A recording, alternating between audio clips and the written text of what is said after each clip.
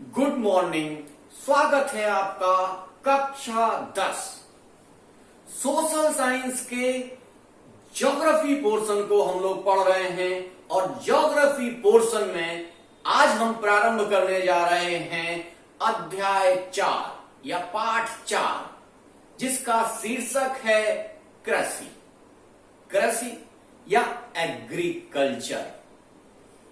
इसको हम लोग आज देखेंगे कि किस तरीके से एग्रीकल्चर में क्या क्या परिस्थितियां होती हैं, किस प्रकार से रोजगार का सृजन होता है और किस प्रकार से भारत की जनसंख्या इस पर आश्रित है। एक इंपॉर्टेंट सूचना, जिन छात्रों ने हमारे इस चैनल को सब्सक्राइब नहीं किया है वो इस चैनल को सब्सक्राइब कर लें, और अगर चैनल उनको पसंद आ रहा है, वीडियो अच्छा लग रहा है, तो इस वीडियो को लाइक करें, शेयर करें और कमेंट के माध्यम से हमको इसकी अच्छाई और बुराई के बारे में भी बताएं। इसमें आपको क्या और आवश्यकता है वो भी बताएं। चलिए आज देखते हैं कृषि। भारत में लगभग 2/3 जनसंख्या, यानी कि भारत में जब विभाजन देखा जाता है तो देखा जाता है कि शहरी क्षेत्र और ग्रामीण क्षेत्र। शहरी क्षेत्र को कभी कभी इंडिया कहा जाने लगता है और ग्रामीण क्षेत्र को भारत कहा जाने लगता है। और ये जो भारत है, इंडिया है, इसके लगभग 2/3 जनसंख्या कृषि या कृषि से संबंधित उद्योगों से जुड़ी हुई है। यानी कि भारत एक ग्रामीण अर्थव्यवस्था वाला कृषि प्रधान देश है और कृषि पर इसकी आश्रितता अत्यधिक है, जिसके कारण कृषि भारत में बहुत महत्वपूर्ण हो जाती है। इसलिए आज चलिए देखते हैं कि कृषि कितने प्रकार की होती है और किस किस तरह से की जाती है। सबसे पहले देख लेते हैं कि कृषि जो पहले नंबर पे आती है उसको कहते हैं प्रारंभिक जीविका निर्वाह कृषि। क्या है? प्रारंभिक जीविका निर्वाह कृषि, यानी कि ऐसी खेती जो प्रारंभिक रूप में जीविका के निर्वाहन करने के लिए, यानी कि उनके पास कुछ नहीं है तो खाने पीने के लिए वो कृषि कार्य कर रहे हैं, यानी कि अपनी मूलभूत आवश्यकताओं को प्राप्त करने के लिए वो कृषि करते हैं। ऐसी कृषि बहुत सारी जगहों पे पाई जाती है और इसको हर जगह अलग अलग नाम दिया जाता है। ये नाम आपको याद रखने पड़ेंगे, जैसे इसे झूम कृषि भी कहते हैं, इसको कर्तन दहन प्रणाली भी कहते हैं या इसको दीपा कृषि भी कहते हैं। इसके बहुत सारे नाम और भी हैं जिसे आप कमेंट सेक्शन में हमको बताइएगा। इस कृषि में मूलतः होता क्या है, जमीन के एक टुकड़े को साफ किया जाता है, उसमें अपने प्रयोग के लिए फसल लगाई जाती हैं और प्राकृतिक संसाधनों के माध्यम से ही, इसमें संसाधन ज्यादा नहीं होते हैं और ये कृषि मूलतः पहाड़ों पर देखी जाती है, जहां सीढ़ी नुमा खेत होते हैं। उन खेतों में बहुत सारा, जैसे ट्रैक्टर नहीं ले जाया जा सकता, तो वहां जो उत्पादन के लिए या जमीन को खोदने के लिए छोटे छोटे कुदाल, लकड़ी या छोटे से हल का प्रयोग किया जाता है। इस हल के प्रयोग के पश्चात लोग अपने खाने पीने या दैनिक आवश्यकता की चीजों का उत्पादन करते हैं। यही उनकी अर्थव्यवस्था होती है।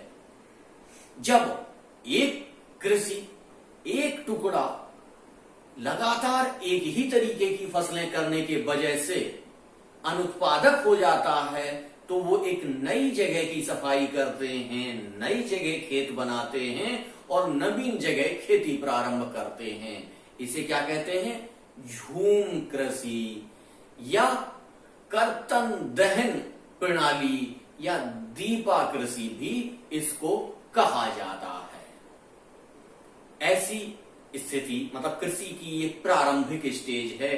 प्रारंभिक स्टेज में इसको इस तरीके से किया जाता है।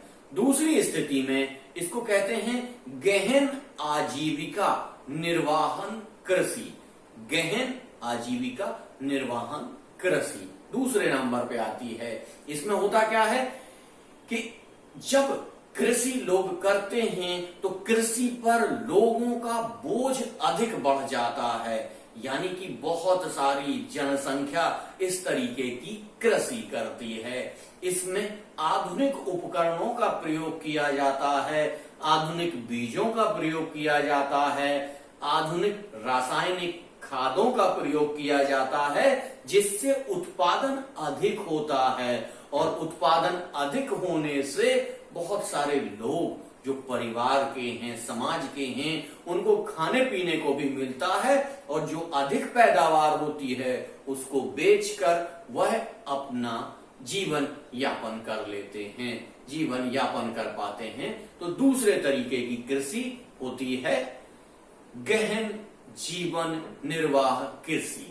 तीसरे स्तर पर हम इस कृषि का जब विभाजन करने जाते हैं तो तीसरे स्तर पर वो कृषि आती है जिसको हम कहते हैं वाणिज्यिक कृषि या व्यापारिक कृषि, जिसमें कि व्यापारिक फसलें उगाई जाती हैं। इनका दो विभाजन किया जाता है, एक तो रोपण कृषि, एक अन्य कृषि। तो सबसे पहले रोपण कृषि समझ लेते हैं। रोपण कृषि में रोपा जाता, चीजों को रोप दिया जाता है। ऐसी कृषि जिससे व्यापारिक फसलें उत्पन्न होती हैं, जिनको हम बेचकर, जिनको हम खाते ज्यादा नहीं हैं, जिनको हम बहुत ज्यादा प्रयोग नहीं करते हैं, उन उत्पादों को बेचकर हम अपनी आर्थिक स्थिति को सुदृढ़ करते हैं। ऐसी कृषि को कहते हैं वाणिज्यिक कृषि या रोपण कृषि। इसमें मुख्यतः उदाहरण इसमें देखे जाते हैं, वो कौन कौन से हैं? चाय, कॉफी, गन्ना, केला और रबड़। कौन कौन से हैं? चाय, कॉफी, गन्ना, केला और रबड़ जैसी बहुत सारी फसलों को इसमें शामिल किया जाता है। ये तो हमने एक व्यवहारिक उदाहरण देखा, व्यवहारिक उदाहरण के माध्यम से हमने इसका विभाजन समझाया। लेकिन कुछ कृषि का विभाजन, फसलों का विभाजन ऋतुओं के आधार पर होता है।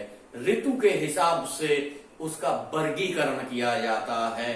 इस वर्गीकरण को भी हम एक बार समझ लेते हैं। इसको कहते हैं सस्य प्रारूप, यानी कि ऋतुओं के हिसाब से इसका जो प्रारूप बनाया गया है, इनका जो नामकरण किया गया है, उसको समझ लेते हैं। इसमें सबसे पहले आती है रबी की फसल। रबी की फसल, रबी की फसल अक्टूबर और नवंबर में बोई जाती है। अक्टूबर और नवंबर में बोने के पश्चात इसे अप्रैल या मई में काट के घर पर लाया जाता है, घर पर आ जाती है। मार्च, अप्रैल और मई में अधिकतम ये फसल घर पर आ जाती है। इसको कहते हैं रबी की फसल। 6-7-8 में आपने पढ़ा होगा कि रबी की फसल क्या होती है। अब देख लेते हैं कि रबी की फसल के उदाहरण कौन कौन से हैं।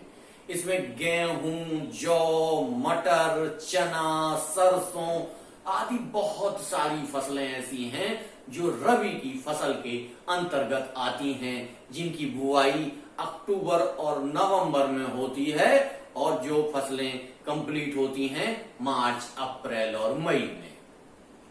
इसमें जो दूसरी फसल आती है उसको हम कहते हैं खरीफ की फसल। क्या कहते हैं? खरीफ की फसल।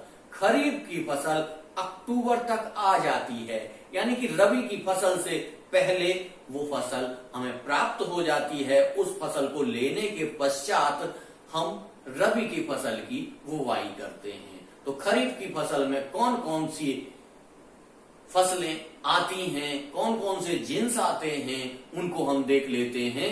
इसमें सबसे पहले है चावल या धान कह लीजिए।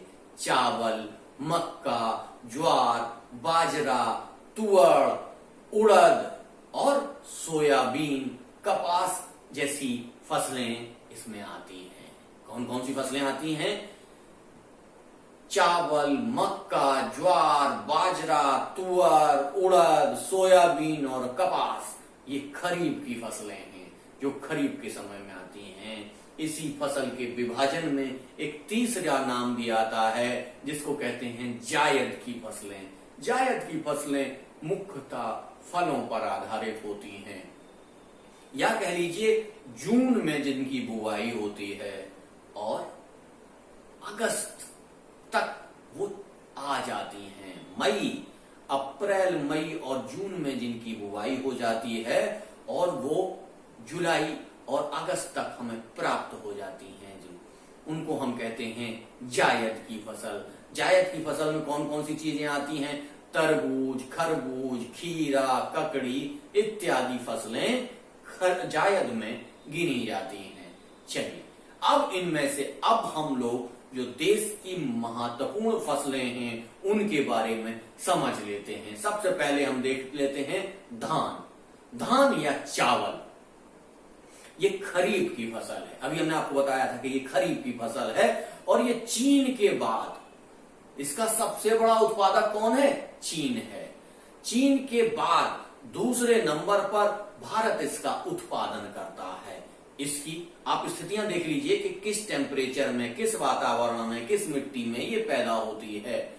तो ये इसके उत्पादन के लिए 25 डिग्री से अधिक तापमान की आवश्यकता होती है और 100 सेंटीमीटर से अधिक वर्षा वाले क्षेत्रों में ये होती है। 100 से अधिक सेंटीमीटर की वर्षा जहां होती है उन क्षेत्रों में धान या चावल को पैदा किया जाता है। अब देख लेते हैं कौन कौन से जगहों पर ये पैदा की जाती है। पंजाब, हरियाणा, पश्चिम बंगाल, उत्तर प्रदेश में ये पैदा की जाती है। इस मानचित्र से आप देख सकते हैं कि चावल की फसल को या धान की फसल को किस किस जगह पर, किन किन प्रदेशों में उगाया जाता है और उनका उत्पादन किस तरीके से होता है। इस मानचित्र में, भारत के मानचित्र में देखकर आप इसको समझ सकते हैं। इसको ज्यादा विस्तार में हम नहीं ले जाएंगे। यहां चूंकि टॉपिक ऐसा है इसलिए हमको पॉइंट टू पॉइंट चलना पड़ेगा। इसमें समझाने के लिए अधिक नहीं है बल्कि इसमें तत्व अधिक हैं। तत्वों को समझना आपके लिए बहुत महत्वपूर्ण है। इसके पश्चात हम दूसरी फसल को लेते हैं जो रबी की फसल है। रबी की फसल में उसको कहा जाता है गेहूं की फसल। गेहूं, यह फसल 50 से 75 सेंटीमीटर वर्षा वाले क्षेत्रों में, कौन से?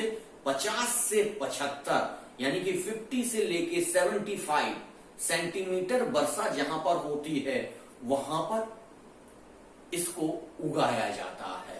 और इसको सबसे ज्यादा जिन क्षेत्रों में ये हरित क्रांति के परिणाम स्वरूप उत्पन्न हुई ये फसल है और ये उत्तर भारत के राज्यों में बहुत अधिक उगाई जाती है। इसमें पंजाब, हरियाणा, पश्चिमी उत्तर प्रदेश सबसे अधिक पैदावार देने वाले ये राज्य हैं। इसमें मध्य प्रदेश और राजस्थान को भी सम्मिलित किया जाता है। और गेहूं की फसल को आप इस मानचित्र से देख सकते हैं। गेहूं की फसल में भी आपको ये मानचित्र देखना पड़ेगा। पहले हमने देखा था चावल की फसल के लिए या धान की फसल के लिए, धान को जब फर्निश कर दिया जाता है तो उसे चावल बोलते हैं, लेकिन कभी कभी बच्चे धान और चावल में अंतर नहीं कर पाते हैं, इसलिए दोनों बोलना पड़ता है। चलिए अब आते हैं मोटे अनाज की ओर। कौन कौन से होते हैं मोटे अनाज और इनका क्या फायदा होता है? मोटे अनाज कहा जाता है डायबिटीज के रोगियों के लिए। डायबिटीज अगर पूरी तरीके से समाप्त करनी है तो आप अपने खाने में गेहूं और चावल का प्रयोग ना करें, मोटे अनाज का प्रयोग करें, जिससे आपकी डायबिटीज ठीक होती है। इन मोटे अनाजों में मुख्यतः है ज्वार, बाजरा और रागी। अगला जो फसल हम लोग देख रहे हैं वो है मक्का। मक्का आप जानते हैं, मक्का मुख्यतः कर्नाटक, उत्तर प्रदेश, बिहार, आंध्र प्रदेश और मध्य प्रदेश में उगाया जाता है। अब भारत की सबसे बड़ी फसल और सबसे ज्यादा जिसमें उत्पादन होता है भारत का, और सबसे ज्यादा जो खपत होती है भारत की, वो है दालें। भारत विश्व का सबसे बड़ा दालों का उत्पादक है। आपको याद रखना पड़ेगा कि भारत दालों का सबसे बड़ा उत्पादक है और सबसे बड़ा उपभोक्ता भी है। सबसे ज्यादा दालें भारत में ही खाई जाती हैं। एक बार जब अमेरिकन मंत्री भारत आए, उन्हें बताया गया कि हम इतनी दालें पैदा करते हैं और इतनी खा लेते हैं, तो उन्होंने एक शब्द प्रयोग किया था कि भारतीय लोग पेटू हैं, यानी कि बहुत खा लेते हैं।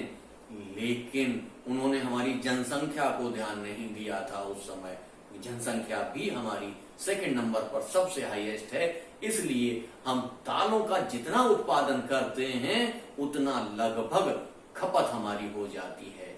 जब दाल की फसलें कम होती हैं तो हमें बाहर से आयात करना पड़ता है दाल की फसलों को। अब हम लोग देख लेते हैं कि जो दाल की फसलें हैं वो कहां कहां पर उत्पादन किया जाता है। इनका उत्पादन उत्तर प्रदेश, महाराष्ट्र, कर्नाटक, तमिलनाडु, आंध्र प्रदेश, बिहार, पंजाब, हरियाणा जैसे राज्यों में इन दालों का उत्पादन किया जाता है। अब दाल के बाद आप सोचिए, दाल के बाद खाने में और क्या चीज आती है? खाने में अब सबसे महत्वपूर्ण है तिलहन। तिलहन की स्थिति क्या रहती है और कैसे तिलहन आपके पास आती है, और तिलहन में कौन कौन सी चीजें होती हैं? चलिए तिलहन को समझ लेते हैं। तिलहन यानी कि वो फसलें जिनके माध्यम से हमें तेल प्राप्त होता है, खाद्य तेल प्राप्त होता है, खाने वाला तेल, जिनसे हम सब्जी बनाते हैं, जिनसे हम पूड़ी बनाते हैं, जिनसे हम पराठा बनाते हैं, ये सारे खाद्य तेल के अंतर्गत आते हैं और इन खाद्य तेल के माध्यम से ही जीवन को संचालित करते हैं।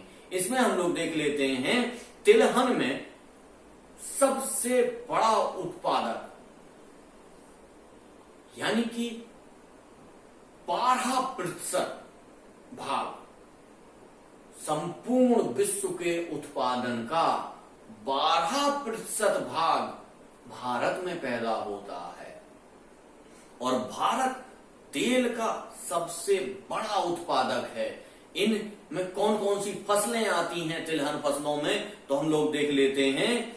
इनमें मूंगफली, सरसों, नारियल, तिल, सोयाबीन, अरंडी, बिनौला, अलसी, सूरजमुखी, इतनी सारी ये तिलहन की फसलें आती हैं और इन तिलहन की फसलों को हम उपयोग कर लेते हैं। तिलहन के साथ साथ देखते हैं एक गन्ने की फसल। खाने में तेल तो आ गया, लेकिन मिठास कहां से आएगी?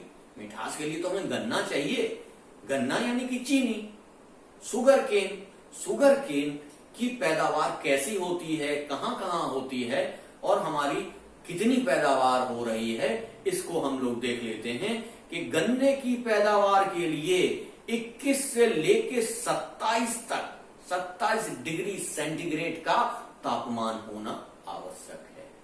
इसकी दूसरी जो शर्त है वो है 100 सेंटीमीटर इसमें वर्षा होनी चाहिए। 100 सेंटीमीटर तक इसमें वर्षा होनी चाहिए। और भारत में ब्राजील के बाद दूसरा सबसे बड़ा उत्पादक है भारत। ब्राजील सबसे बड़ा उत्पादक है, ब्राजील के पश्चात भारत दूसरे नंबर पर इसका सबसे बड़ा उत्पादक है।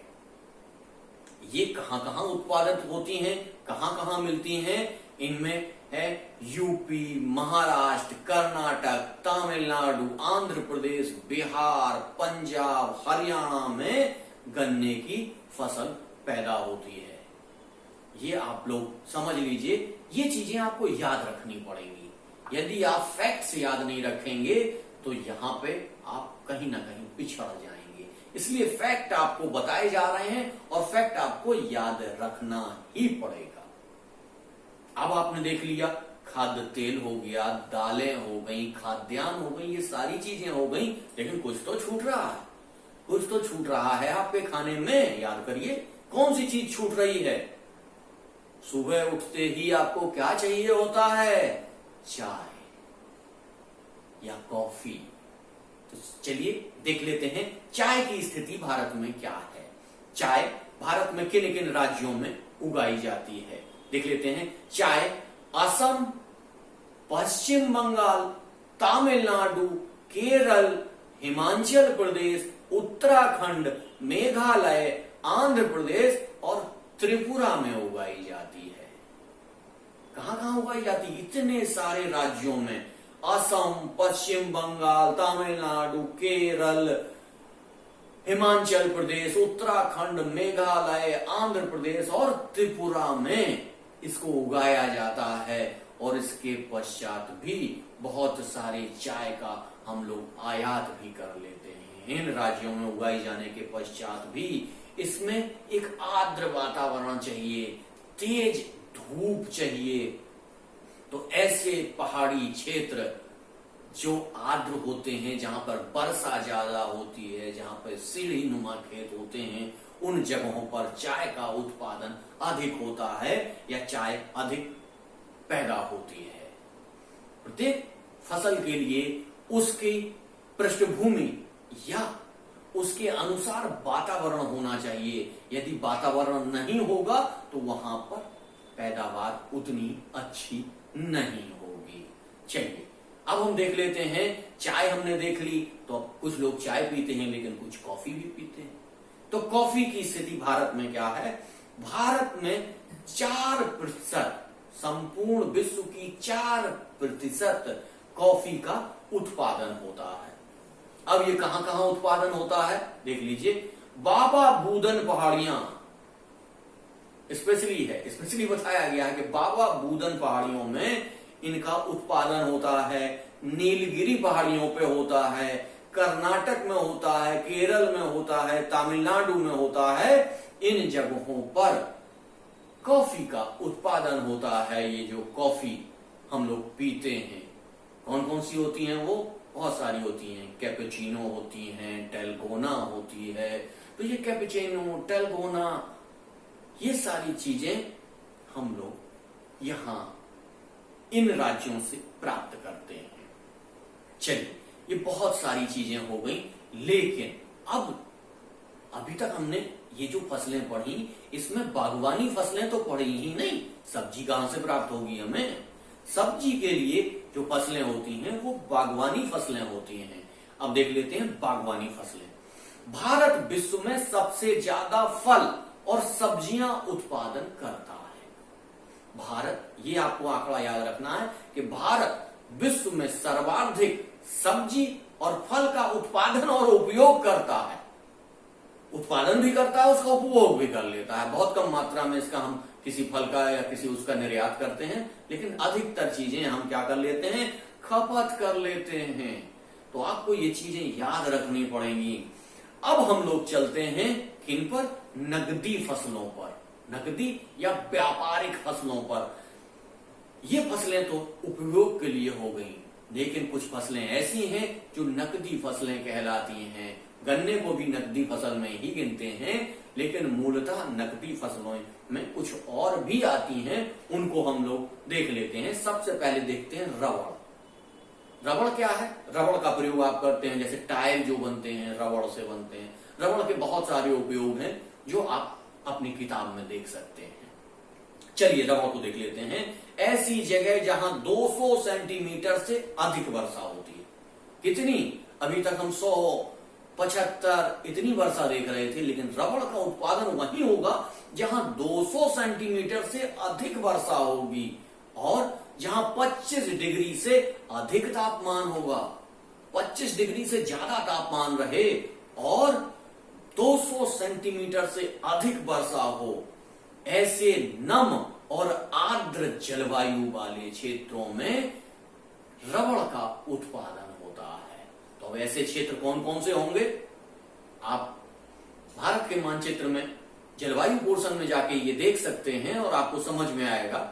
लेकिन यहां आप देख लीजिए, केरल, तमिलनाडु, कर्नाटक, अंडमान और निकोबार आइलैंड में रबड़ का उत्पादन किया जाता है। ऐसी परिस्थितियां इन्हीं क्षेत्रों में पाई जाती हैं और भारत विश्व में 5वां स्थान करता है रबड़ उत्पादन में।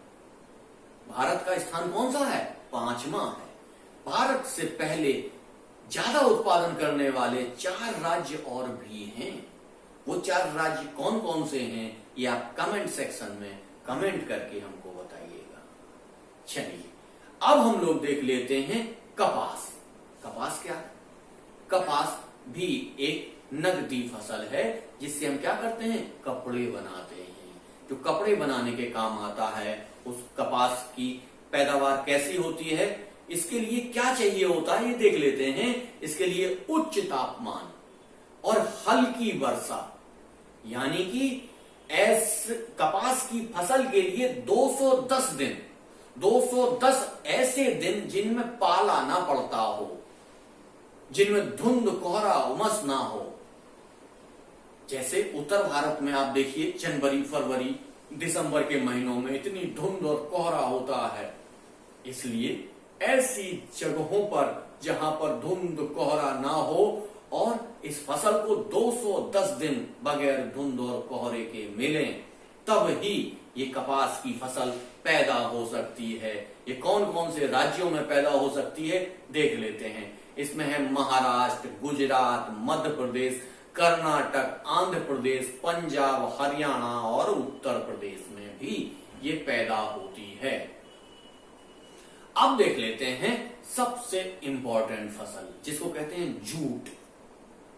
जूट, भारत जूट का सबसे बड़ा उत्पादक है। सबसे बड़ा उत्पादक है भारत। एक समय सबसे बड़ा उत्पादक था, लेकिन आज की स्थिति में उत्पादन चला गया कहां? बांग्लादेश में। लेकिन आज भी जो हम उत्पादन करते हैं वो सबसे ज्यादा कहां उत्पादन करते हैं? पश्चिम बंगाल में इसका हम उत्पादन करते हैं। जूट क्या है? जिससे हम बोरियां बनाते हैं, बोरे बनाते हैं, जिससे हम तरह तरह के सजावट के सामान बनाते हैं। ये चमकीला रेशेदार धागा होता है, इससे बहुत सारी चीजें उपयोग की हम बनाते हैं। कृषि के लिए जो उपयोग होता है वो बोरे का उपयोग होता है, बोरी का उपयोग होता है, जो जूट से बनाया जाता है।